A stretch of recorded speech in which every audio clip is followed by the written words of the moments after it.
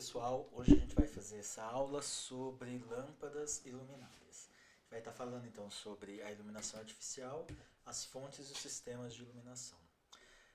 Se a gente for abordar o tema da iluminação artificial, a gente pode dividi-lo basicamente em dois grandes aspectos: a iluminação de ambientes externos e internos. Nos ambientes internos, ou externos, perdão, a gente vai falar sobre iluminação pública, iluminação de fachada de edifícios e monumentos e iluminação esportiva. Já na iluminação de interior, basicamente de interiores residenciais, comerciais, corporativos ou institucionais. Para fazer uma boa iluminação artificial, a gente tem que pensar em alguns itens, como a definição do layout dessas luminárias, aonde a gente vai estar instalando cada luminária. Né? A questão também do tipo de lâmpada apropriada para cada uma da luminária, a sua eficiência, né, o seu índice de reprodução de cor, a temperatura de cor, para que essa luz seja complementar à luz do dia dentro desse espaço. E também a escolha dos equipamentos e reatores auxiliares, que vão, né, ser apropriados para o controle mais adequado da luz e o equipamento adequado a cada lâmpada escolhida para aquela iluminação. Uma iluminação artificial ela deve ser considerada saudável e pode ser considerada saudável quando a gente pensa nas diversas variações de luminosidade que possam ter dentro do campo visual, né? E das formas como o olho pode se adaptar às diferentes formas de iluminação de luminosidade desse ambiente. Também como a presença da luz difusa e dirigida, então que sejam ambientes diferenciados, não monótonos, que em relação, né, quando a luz for adequada, a tonalidade de luz e a sua quantidade ao público-alvo, a gente sabe que quanto mais velhos, as diferenças de quantidade e tonalidade de luz se alteram. Quando as condições de luz e sombra são adequadas no espaço e quando ocorre um controle rigoroso dos brilhos diretos e refletidos para evitar o ofuscamento. Também, quando a gente possa ter um espectro de cores no ambiente adequado e a sua variação, né, no decorrer do dia, de acordo com o ambiente, com o nosso relógio biológico. Por exemplo, um hospital. A gente não pode querer iluminar um hospital de madrugada da mesma forma que um hospital. Eu cito ele porque ele tem normalmente o funcionamento 24 horas por dia. Nos espaços de trabalho, não estou falando de enfermaria, não dá para querer iluminar os espaços da mesma forma de madrugada e durante o dia. Tem que ter uma certa diferença para o nosso ciclo biológico, nosso ciclo circadiano dar certo. Algumas estratégias que a gente pode ver. A gente pode querer evidenciar elementos arquitetônicos, né? Então, o mesmo espaço, quando a gente ilumina, aqui por exemplo, só as colunas, ou quando a gente ilumina os planos laterais, a conformação do espaço é diferente, né? E a gente pode inclusive esconder alguns elementos, né, pela falta de iluminação. Lembrando-se, né, que não iluminar também é uma estratégia de iluminação. Uma outra estratégia é definir zonas funcionais e de acordo com o dia, né? Então a gente pode ter diferentes zonas, áreas daquele mesmo espaço iluminadas. Por exemplo, aqui a gente percebe que tem a iluminação, né, uma área de trabalho, uma área de circulação vertical aqui, que você não percebe em outros espaços, que você nesse momento quer definir ou ressaltar alguma característica arquitetônica ou escultural, e também como que a luz pode estar, né, a luz zenital, a luz lateral, a luz artificial, elas podem se integrar no mesmo espaço, criando zonas funcionais diversas. Podemos também definir fronteiras e definir espaços. Nisso, a gente pode encontrar nesse site Desenho de Luz, né, diversas opções, principalmente cenográficas, de como, né, a luz pode criar e definir fronteiras entre os diversos espaços. Né? Podemos também conectar espaços. Né? A luz artificial ela pode conectar os espaços, ela pode nos levar, assim como ela pode dividir, ela pode também integrar diversos espaços, né, com uma correta iluminação, uma cor e distribuição da luz adequada. Ela pode marcar, né, ritmos em paredes, marcar e balizar as circulações para que a gente tenha mais segurança. Né? A gente pode, então, aqui alguns exemplos de como, por exemplo, no espaço interno, olhando para dentro desse espaço interno, a gente pode ressaltar com a iluminação posterior ou a iluminação focalizada ou a iluminação de onde a gente está, ela diferencia e eu posso afastar ou aproximar o mesmo objeto, né? Criando então diferentes níveis de iluminação. Eu posso também, né, fazer a mesma coisa se eu estou na parte interna, estou olhando para o espaço de fora, para o espaço público, por exemplo. Estou numa loja e olho para a rua. Né? Como então os diferentes padrões de iluminação, tipo assim, se eu ilumino frontalmente o objeto, né, que está em relação a mim, ou se eu ilumino posteriormente o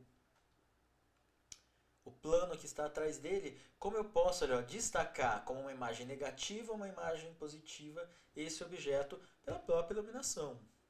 Então, a iluminação ela pode alterar o espaço. Ou então, por exemplo, quando eu estou no exterior, andando na rua, e olho para um espaço interior. Né? Se eu tenho uma iluminação só focalizada naquele objeto, né? Como ele se destaca do entorno. Ou então, se eu tenho uma luz de fundo e uma iluminação do objeto. Se eu crio um plano iluminado na minha lateral e lá ao fundo, como de repente esse objeto perde um pouco a sua estrutura, a sua característica. Ou então mesmo eu estando no espaço externo iluminando algum objeto que também está olhando para outro objeto que esteja no espaço externo. Né? Então como eu posso realmente com a iluminação focal ou com a iluminação de um plano posterior ou lateral causar diferentes percepções desse mesmo espaço.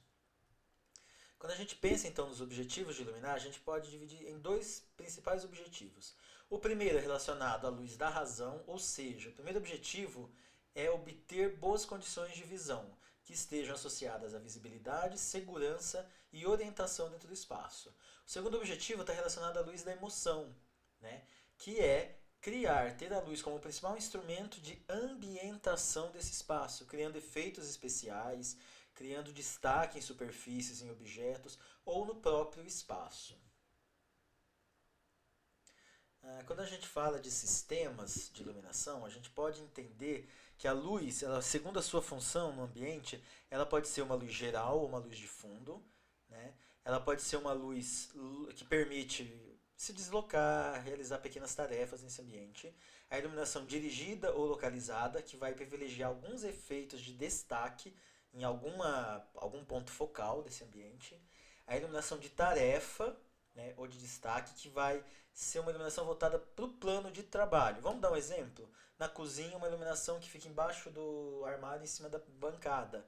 A iluminação geral que fica lá no teto. Num banheiro, a iluminação geral do banheiro, ou então aquela iluminação atrás do espelho que te ilumina para você fazer a barba, para você se maquiar. Então você pode ter diferentes níveis, né, e sistemas de iluminação de acordo com a função do espaço. Então, primeiro a gente tem que pensar como a luz vai ser distribuída no ambiente. Depois, como a luminária que eu escolhi, ou qual a luminária que eu vou escolher para distribuir essa luz. E qual é a ambientação que a gente quer dar. É um espaço acolhedor, é um espaço frio, é um espaço... whatever. Qual espaço que eu posso... qual é a ambiência que eu quero dar com a luz a esse espaço. Temos algumas vantagens e desvantagens de cada um desses sistemas. Basicamente, a iluminação geral ela vai trazer maior flexibilidade na disposição do layout, coisa que de repente não acontece com a iluminação localizada. Por quê? Se eu fiz uma iluminação geral numa sala, eu posso colocar os mobiliários do jeito que eu quiser, o layout que eu quiser. Se eu fiz uma luz focalizada ou localizada naquele ponto, no canto de leitura, eu não posso tirar esse canto de leitura depois. Então pensar ou uma luz de tarefa que eu fiz para realizar a tarefa ali, aí eu não vou poder realizar essa tarefa em outro ponto do espaço. Então a gente tem que pensar nos três níveis, nos três sistemas e também na flexibilidade que possa existir entre eles. Trago aqui a frase famosa em francês, que é: a arquitetura é o jogo sábio, correto e magnífico de luz, de volumes reunidos sob a luz, para mostrar a importância que a iluminação tem na criação de uma ambiência. E para isso a gente deve... Aqui eu trago uma foto da fachada do projeto luminotécnico de iluminação de fachada do mercado, da Cantareira, do Mercadão Municipal. E pensar que a luz sempre ela é parte da arquitetura e a gente deve pensá-la como tal. Analisar quais as intenções de projeto. Quando a gente fez o projeto, a gente sabe. Quando a gente vai fazer só luminotécnico, perguntar quais as intenções desse projeto. Se é um projeto que já está em uso e vai ser alterado, perguntar para quem usa, para os usuários, para os donos, qual a intenção que se quer com esse projeto. Ter responsabilidade e conhecimento do local e com o local. Sempre ter em mente que existem as necessidades e os anseios, eles mudam, né, eles se alteram no tempo, então no futuro a nossa luz é daqui para frente. O ambiente é percebido por todos os sentidos, embora a iluminação, o visual seja muito importante. E que a nossa percepção depende tanto do humor quanto das nossas interações dentro desse espaço. Um grande objetivo é melhorar a visibilidade, então a iluminação sobre o plano de trabalho é extremamente importante e a iluminação localizada ela deve destacar algumas coisas. Vamos dar um exemplo aqui, né, de uma iluminação de um espaço expositivo. Né? Antigamente a gente pintava tudo de branco, então a obra se destaca. Não necessariamente. Aqui, numa parede iluminada por branco, numa parede cinza, né, existe uma diferença muito grande. Com certeza vocês devem concordar comigo que aqui a obra se destaca mais. Por quê? Porque tanto na iluminação localizada como na de trabalho, o nosso objetivo é o segredo é criar contrastes entre o plano de trabalho e o espaço ao redor, entre o objeto e o plano de fundo. Né? Se eu fizer, por exemplo, aqui eles escolheram porque é um objeto mais escuro, então eu posso usar um plano de fundo mais claro, porque quando a luz incidir nele, ela vai refletir muito mais do que num plano de fundo escuro.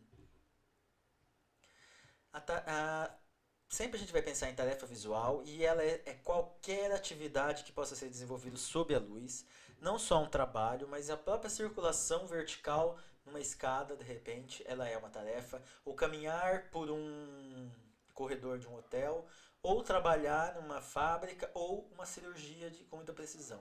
São todas tarefas e todas precisam ser pensadas com muito cuidado na hora de pensar a iluminação. E para iluminar a gente deve pensar, tem que ver o recinto como um todo, qual é a função que vai ocorrer lá, quais as tarefas visuais serão realizadas e se essas tarefas são compatíveis.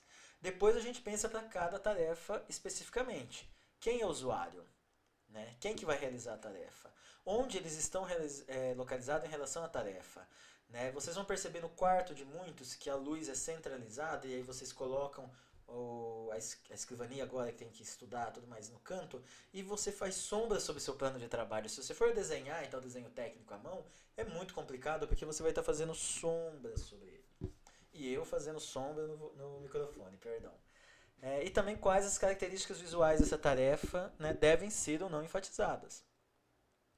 É interessante, né, focar primeiro que na iluminação da tarefa, depois na criação de contrastes dentro dessa tarefa visual e nos contrastes da tarefa com o entorno e prevenir a ocorrência de brilho incapacitante ou desconforto visual.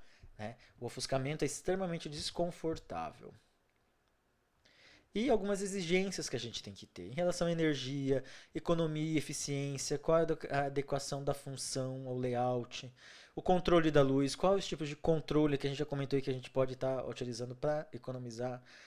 A manutenção, a limpeza, o reparo, a perda de luminosidade com o envelhecimento do sistema. Se eu coloco numa escada uma luz, será que é melhor fazer aquela iluminação de balizadora no degrau ou uma iluminação central pendurada lá em cima que depois eu não consigo acessar facilmente para fazer a manutenção? A vida útil. Então, se eu preciso colocar a luz num lugar que não tem uma fácil manutenção, então que eu tenha um sistema, que eu tenha uma fonte luminosa com uma vida útil maior.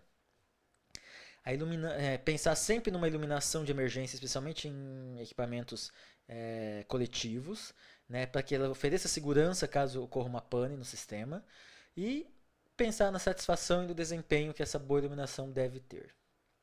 Aqui algumas fotos de espaços externos iluminados em Buenos Aires, Paraty, Rimini na Itália e Londres na Inglaterra. Em relação às luminárias, a gente pode ter algumas formas e alguns sistemas relacionados ao como o fluxo luminoso sai dessa luminária. Pode ser direto, então do plano da luminária o fluxo só vem em uma direção, por exemplo, para cima de 0 a 10% de luz vai, e para baixo, né, para o plano de trabalho, de 90% a 100%. Semi-indireto, parte vai para cima e a maior parte para baixo. O direto e indireto, então mais ou menos o mesmo tanto de luz que vem para baixo vai para cima. E aí a gente deve ver que, por exemplo, nesse caso, com esse diagrama, né, polar, a gente tem exatamente mostrando que a luz para cima é mais espalhada, porque ela vai refletir na parede, no teto e vai voltar. Uma difusão geral, então aquele globo, alguma coisa que a luz está saindo mais ou menos para todos os lados da luminária. Semi-indireto, tem um pouco de luz direta, mas a maioria é forma indireta, ou seja, é refletido na superfície do teto para depois voltar. E o indireto, onde quase a totalidade da luz não vem diretamente. O grande benefício é evitar o ofuscamento quando você olha para a luminária. Aqui é um exemplo de iluminação direta, a mais comum. A luz sai do plano do teto diretamente para o ambiente. Alguns sistemas indiretos ou semi-indiretos, onde a luz, por exemplo, aqui ela é toda refletida, direcionada ao teto e depois refletida para o espaço, né? Ou ela é parte, né, refletida para baixo, parte para cima e depois rebatida para o espaço. Né? Um sistema de difusão geral, onde você não consegue perceber direito da onde vem a luz, mas ela está difusa no espaço, uma iluminação mais homogênea, se assim a gente puder dizer. Um semi-direto, onde a maior parte da luz vem direto para o plano de trabalho, mas existe luz rebatida também para o teto.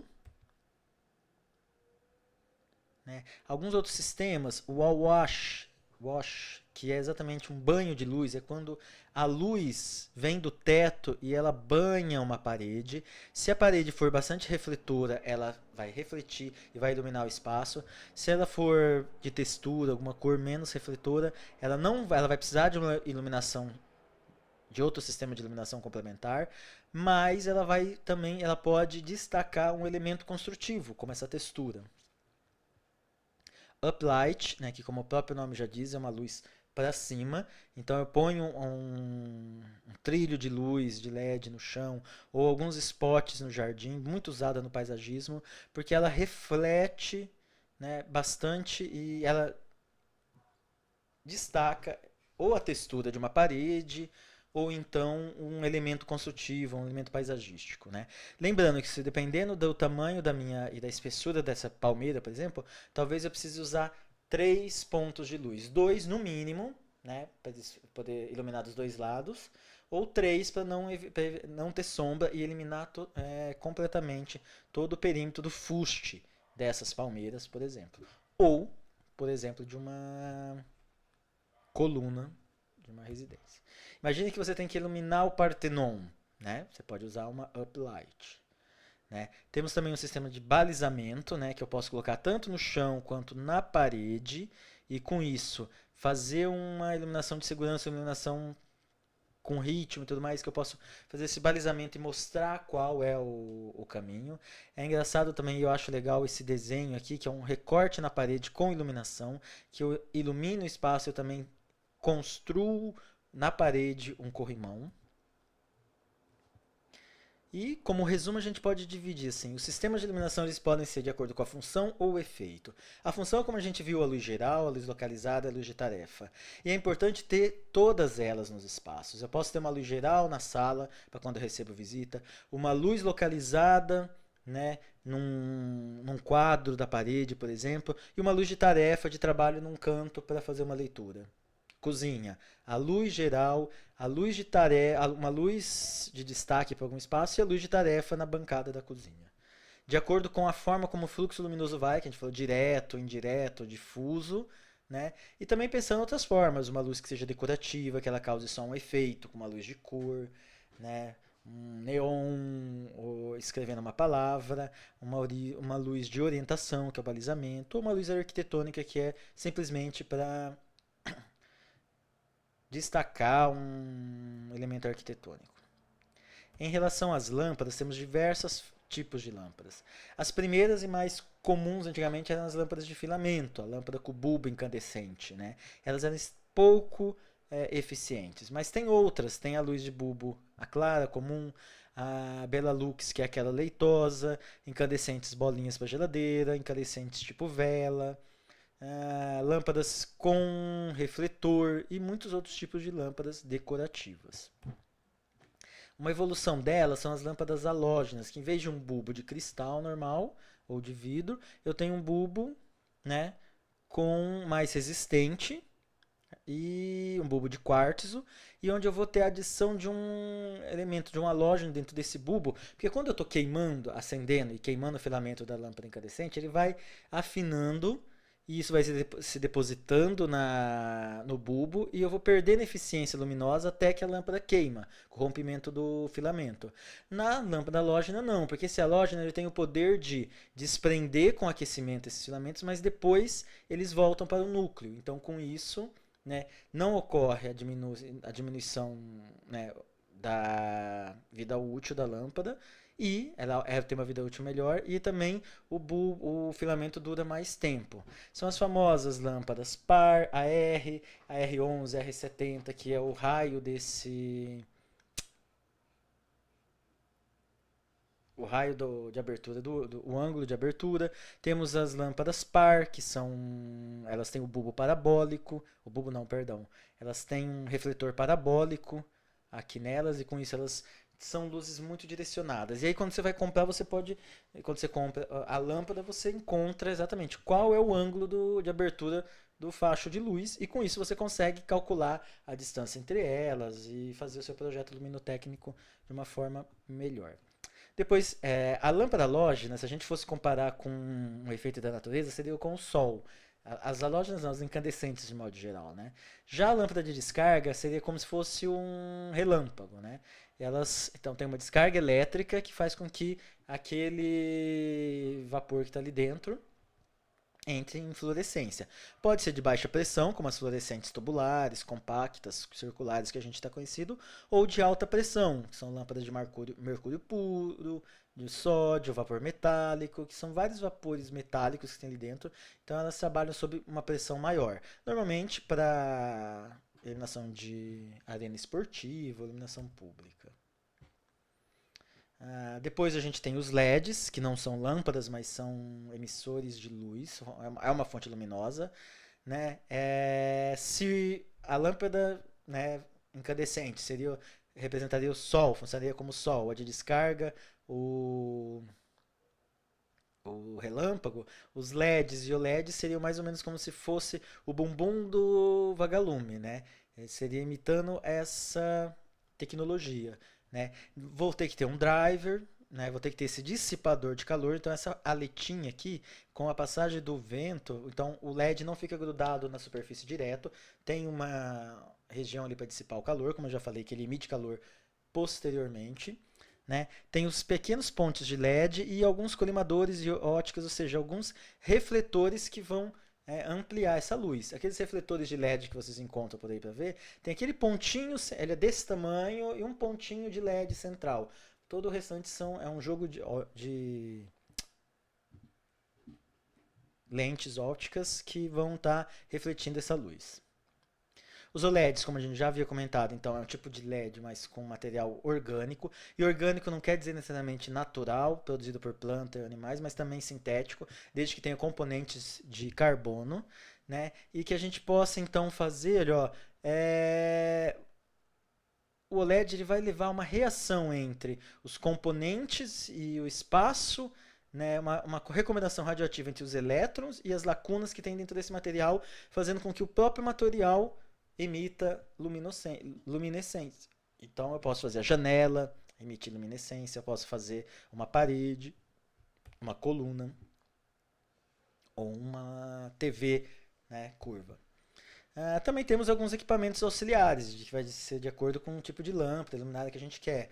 Transformadores, que são responsáveis por alterar a tensão, né? Que às vezes a tensão de rede é diferente da tensão da lâmpada luminária. Os ignitores, que vão dar a partida nas lâmpadas de descarga, assim como os reatores. Capacitores, que aumentam o fator de potência da instalação. O starter, que ele vai mais ou menos para as lâmpadas fluorescentes, dá aquele pré-aquecimento, que a gente está acostumado que elas não acendem na mesma hora. O dimmer, que vai controlar a intensidade luminosa, sistemas de gerenciamento, né? Tecnologia eletrônica digital, como DALI, ou assim, a questão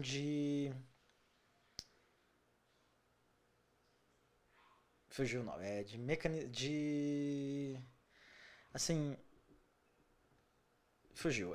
Da gente fazer um sistema inteligente, um sistema que a gente vai poder controlar toda a nossa iluminação, as nossas diversas cenas, né, pelo smartphone, pelo telefone, né, e poder então fazer um controle mais, um gerenciamento desse sistema mais inteligente.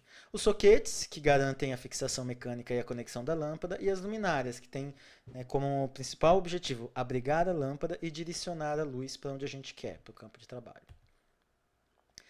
Nas luminárias, a gente sempre vai ter, né, o diagrama polar de intensidade, né, que é a fotometria. É esse diagrama que ele mostra mais ou menos o fluxo luminoso, né, para qual, né, a intensidade dele e a direção que ele tem. Desde uma direção da fonte luminosa para todos os lados, até, né, com uma lâmpada, com uma luminária onde tem um fluxo totalmente direcionado. Por exemplo, esse aqui eu sei que é uma luz direta. Ele só tem todo o fluxo luminoso dele abaixo do plano. Aqui já seria uma direta indireta, semi-indireta, porque ela tem parte do fluxo perde, porque provavelmente aqui ele está indo, né? Então eu tenho as canaletas, então eu tenho o fluxo direto, né? O sistema direto, e parte dele vai para a luminária e depois se reflete e volta para a iluminação direta. Então, esse tipo de diagrama polar ele vai nos dar uma dica de como funciona a iluminação daquela luminária, daquela lâmpada, né? Normalmente de uma luminária.